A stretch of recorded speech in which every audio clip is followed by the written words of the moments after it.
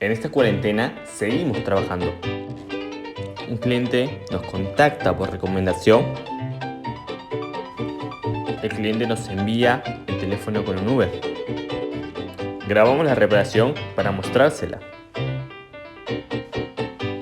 Lo tenemos listo en minutos y se lo volvemos a enviar. En este caso, nuestra clienta nos recibe todo ok. Biosis Home, sabemos que tu tiempo es importante.